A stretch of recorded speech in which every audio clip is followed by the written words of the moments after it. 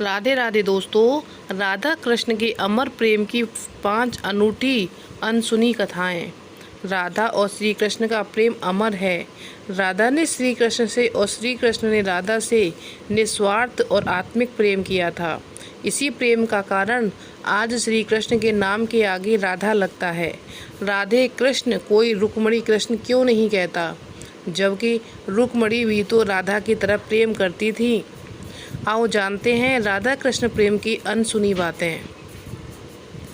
Number 1। अन्य पौराणिक कथाओं के अनुसार राधा श्री कृष्ण से 5 वर्ष बड़ी थी। राधा ने श्री कृष्ण को पहली बार जब देखा था, जबकि उनकी माँ यशोदा ने उन्हें ओखल से बांध दिया था। उन्हें देखकर राधा बेसुध सी हो गई थी और उनके प्रेम में पड़ गई थी।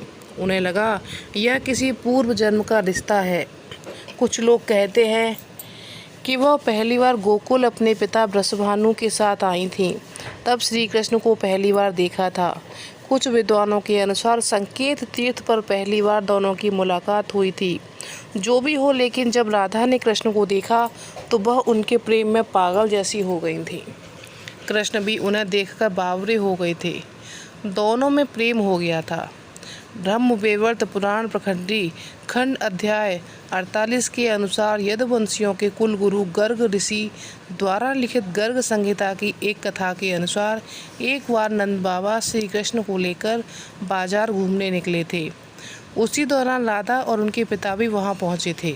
दोनों का वहां पहली बार मिलन हुआ। उस दौरान दोनों की ही उम्र बहुत छोटी थी। उस स्थान को सांकेतिक तीर्थ स्थान कहते हैं। संकेत का शब्दार्थ है पूर्व निर्दिष्ट मिलने का स्थान। मान्यता है कि पिछले जन्म में ही दोनों ने यह तय कर लिया था कि हमें इस स्थान पर मिलना है। कहते हैं कि यहीं पर गर्ग संहिता के अनुसार एक जंगल में स्वयं ब्रह्मा ने राधा और कृष्ण का गंधर्व विवाह करवाया था। यहाँ हर साल राधा के जन्मदिन यानी राधा अष्टमी से लेकर अनंत चतुर्दशी के दिन तक मेला लगता है। दूसरा नंबर है ब्रह्मवैवर्त पुराण की एक पौराणिक कथा के अनुसार श्री कृष्ण के साथ राधा गोलोक में रहती थी। एक बार उनकी अनुपस्थिति में श्री कृष्ण अपनी दूसरी पत्नी विरजा के साथ घूम रहे थे। तभी राधा आ गईं। वे विरजा पर नाराज होकर वहां से चली गईं। श्री कृष्ण के सेवक और मित्र श्रीधामा को राधा का यह व्यवहार ठीक नहीं लगा और वे राधा को भला बुरा कहने लगे। राधा ने क्रोधित होकर श्रीधामा को अगले जन्म में शंखचूड़ नामक राक्षस बनने का श्राप दे दिया। इस पर श्रीधामा ने उनको पृथ्वी लोक पर मनुष्य रूप में जन्म लेकर 100 वर्ष तक कृष्ण के विछोह का श्राप दे दिया। राधा को जब श्राप मिला तब श्री कृष्ण ने उनसे कहा था, तुम्हारा मनुष्य रूप में जन्म तो होगा, लेकिन तुम सदैव मेरे पास रहोगी। यही कारण था कि राधा और श्री कृष्ण का बचपन में विछोह हो गया था। तीसरा नंबर है राधा श्री कृष्ण की मुरली सुनकर बावरी होकर नाचने लगती थी और वह उनसे मिलने के लिए बाहर निकल जाती थी। जब गांव में कृष्ण और राधा के प्रेम की चर्चा चल पड़ी तो राधा के समाज के लोगों ने उसका घर से बाहर निकलना बंद करवा दिया। फिर एक दिन श्री कृष्ण ने माता यशोदा से कहा, माता, मैं राधा से विवाह करना चाहता हूँ। यह सुनकर यशोदा मैया ने कहा, राधा तुम्हारे लिए ठीक लड़की नहीं है। पहला तो यह है कि वह तुमसे 5 साल बड़ी है और दूसरा यह है कि उसकी मंगनी यशोदा के भाई रायण पहले से किसी और से हो चुकी है और वह कंस की सेना में है जो अभी युद्ध लड़ने गया है। जब आएगा तो राधा का उससे विवाह हो जाएगा, इसलिए उससे तुम्हारा विवाह नहीं हो सकता। लेकिन कृष्ण जिद करने लगे। तब यशोदा ने नंद से कहा। कृष्ण ने नंद की बात भी नहीं मानी। गर्ग ऋषि ने कृष्ण को समझाया कि तुम्हारा जन्म किसी खास लक्ष्य के लिए हुआ है, इसकी भविष्यवाणी हो चुकी है। तुम तारणहार हो, इन संसार में तुम धर्म की स्थापना करोगे। तुम्हें इस ग्वालन से विवाह नहीं करना चाहिए।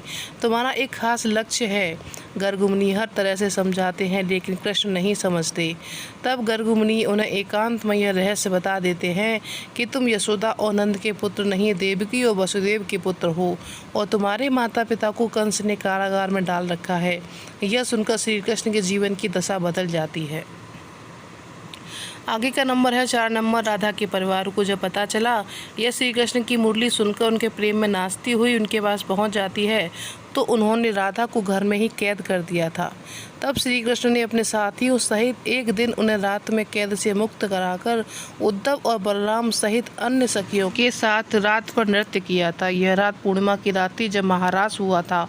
बाद में राधा की माँ राधा के कक्ष में गई तो राधा उन्हें वहाँ सोते हुए मिली। कहते हैं उस वक्त श्री कृष्ण को दो ही चीज़ें सबसे ज़्यादा प्रिय थीं, बांसुरी और राधा। कृष्ण की बांसुरी धुन सुनकर राधा के जैसे प्राण ही निकल जाते थे।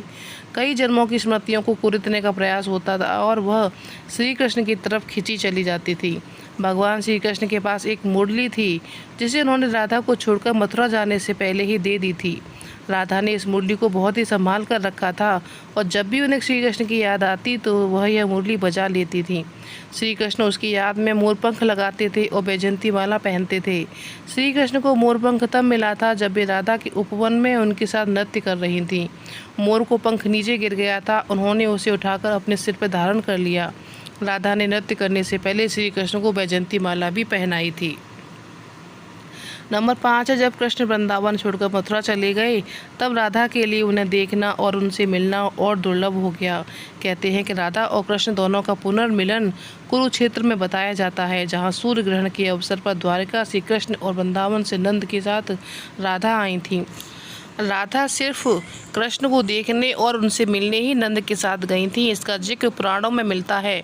इसके बाद राधा और कृष्ण द्वारिका में मिले थे। श्री कृष्ण की अंतिम मुलाकात द्वारिका में हुई थी। सारे कर्तव्यों से मुक्त होने के बाद राधा आखिरी बार अपने प्रियतम कृष्ण से मिलने गईं। जब वे द्वारिका पहुंची तो उन्होंने कृष्ण के महल और उनकी 8 पत्नियों को देखा। जब श्री कृष्ण ने राधा को देखा तो वे बहुत प्रसन्न हुई। तब राधा के अनुरोध पर कृष्ण ने उन्हें महल में एक देविका के पद पर नियुक्त कर दिया। कहते हैं कि वहीं पर राधा महल से जुड़े कार्य देखती थी और मौका मिलते ही वह कृष्ण के दर्शन कर लेती थी। एक दिन उदास होकर राधा ने महल से दूर जाना तय किया। कहते हैं राधा एक जंगल के गांव में रहने लगी। धीरे धीरे समय बीता, राधा बिल्कुल अकेली और कमज़ोर हो गई। उस वक्त उन्हें भगवान श्री कृष्ण की याद सताने लगी। आखिरी समय में भगवान श्री कृष्ण उनके सामने आ गए। भगवान श्री कृष्ण ने राधा से कहा वे उनसे कुछ मांग लें, लेकिन राधा ने मना कर दिया और कृष्ण के दोबारा अनुरोध करने पर राधा ने कहा वे आखिरी बार उन्हें बांसुरी बजाते देखना और सुनना चाहती हैं। श्री कृष्ण ने बांसुरी ली, बेहद सुरीली धुन में बजाने लगे। श्री कृष्ण ने दिन रात बांसुरी बजाई। बांसुरी धुन सुनते सुनते एक दिन राधा ने अपने शरीर को त्याग दिया। तो कैसी लगी आपको आज की हमारी स्टोरी? पसंद आई हुई मुझे पूरी उम्मीद है। और अगर आपको मेरी कहानी पसंद आई हो तो प्लीज़ मेरे चैनल को लाइक शेयर सब्सक्राइब करिए। धन्यवाद दोस्तों।